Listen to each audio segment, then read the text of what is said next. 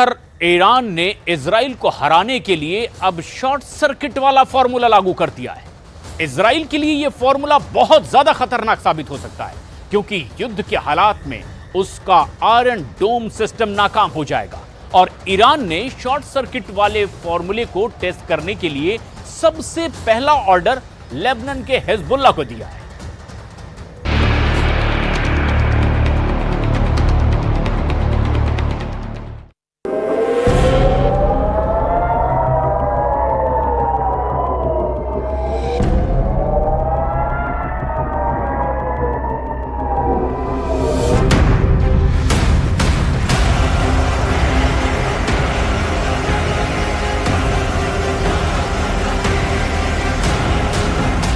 ये 4 अगस्त का वीडियो है। सुबह भी नहीं हुई थी और लेबनान इजराइल बॉर्डर पर रॉकेट हमले शुरू हो गए। ये रॉकेट हिजबुल्लाह दाग रहा था और अब इन्हें रोकना इजराइल के लिए बहुत बड़ा सिरदर्द बन गया है। नेतन्याहू कह चुके हैं कि हिजबुल्लाह जितने रॉकेट दागेगा इजराइल उतने रॉकेट मार गिराएगा।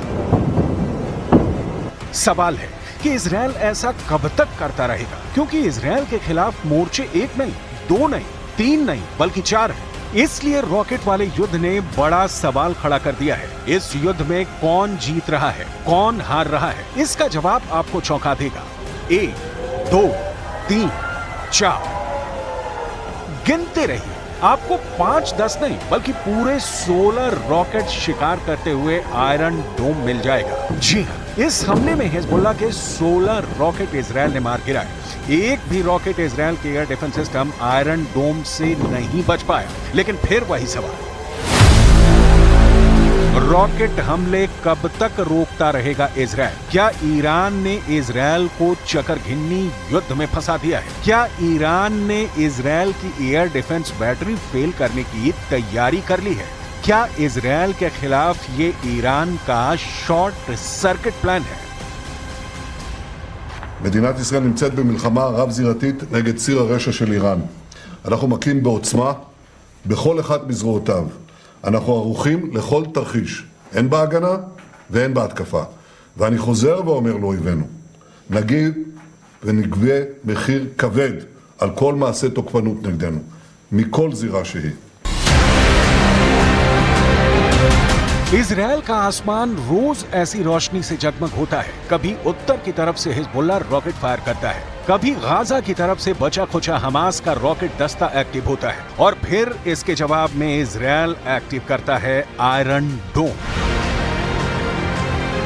और फिर इजराइल के आसमान पर नजर आता है ये नजारा। लेकिन हर हमले को रोकने के लिए इजराइल का एयर डिफेंस बहुत महंगा साबित हो रहा है। हिजबुल्लाह का एक रॉकेट कुछ $1000 का होता है, जबकि उसे रोकने वाली मिसाइल लाखों डॉलर की होती है। यानी 1 लाख रुपए की कीमत वाले रॉकेट या तोप के गोले को रोकने के लिए आयरन डोम से 2 मिसाइल फायर की जाती है। इनकी कीमत रेंज के हिसाब से 70 लाख से 1 करोड़ रुपए हो सकती है। युद्ध लड़ने की इतनी बड़ी कीमत हैरान करती है। ऐसे में क्या नेतन्याहू इस हथियार की इतनी बड़ी कीमत चुका सकते हैं? ये बड़ा सवाल है। इजराइल और अमेरिका के वॉर एक्सपर्ट इस वक्त बहुत परेशान हैं। इजराइल का वॉर रूम सवाल पूछ रहा है कि वो कब तक आयरन डोम की मिसाइल फायर करते रहेंगे। एक मामूली रॉकेट को रोकने के लिए लाखों डॉलर की मिसाइल फायर की जा रही है। ये कब तक चलेगा? ऐसे में इजराइल का आयरन डोम वाला गोदाम खाली हो जाएगा। हिजबुल्लाह और हमास के रॉकेट अटैक के खिलाफ आयरन डोम का सक्सेस रेट 90% से ऊपर रहा है। यानी हर 100 रॉकेट हमलों के बाद जब आयरन डोम की मिसाइल फायर की गई तो उसने 90 से ज्यादा रॉकेट को आसमान में ही रोक दिया। इसी वजह से इस एयर डिफेंस सिस्टम पर इजराइल बहुत ज्यादा भरोसा करता है। आयरन डोम 4 किलोमीटर से लेकर 70 किलोमीटर दूर से हो रहे हमलों को रोक सकता है। ये मिसाइल को भी रोक सकता है, ये रॉकेट के हमले भी रोक सकता है और तोप के गोलों को भी रोक सकता है। आयरन डोम के फैन डोनाल्ड ट्रंप भी हैं। डोनाल्ड ट्रंप ने कहा है कि वो आयरन डोम जैसे मिसाइल डिफेंस शील्ड अमेरिका में लगाएंगे। ये ऐसा डोम होगा जो पहले किसी ने नहीं देखा होगा। Will prevent World War III, which is very close to happening. I will restore peace through strength, and in my next term, we will build a great Iron Dome missile defense shield over our country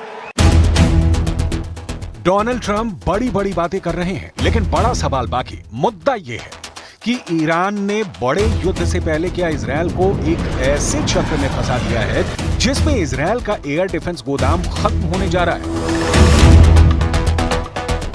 Israel ये बात बहुत अच्छी तरह जानता है कि iron डोम की missile के पार्ट अमेरिका में बनते हैं, इसलिए उसके लिए जरूरी है कि आयरन डोम का गोदाम तभी भरा हुआ रहेगा जब अमेरिका से हथियारों की सप्लाई जारी रहे।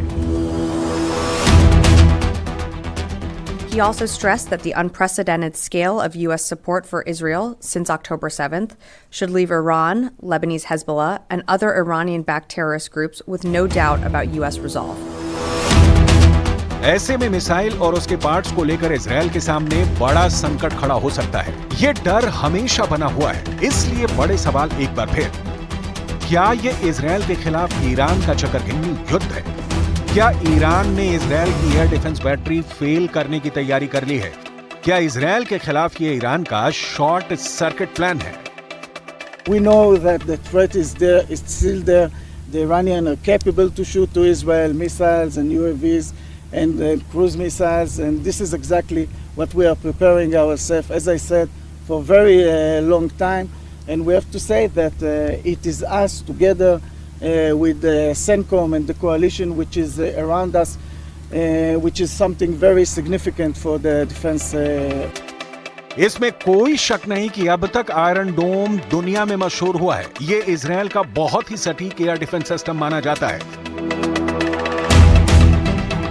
आयरन डोम ने अब तक हमास की तरफ से दागे गए हजारों रॉकेट को मार गिराया है, लेकिन उसके सामने अब बड़ी मिसाइलों का चैलेंज है जो ईरान के पास भी है। इसके अलावा लेबनान में हिजबुल्ला और यमन में हूथी दोनों के पास बैलिस्टिक मिसाइल हैं और उन्हें रोकने के लिए इजरायल का एरो डिफेंस सिस्टम भी पूरी तरह से तैयार है। इन्हें रोकने के लिए इजरायल के पास है बहुत ही सटीक एरो 3 मिसाइल डिफेंस सिस्टम।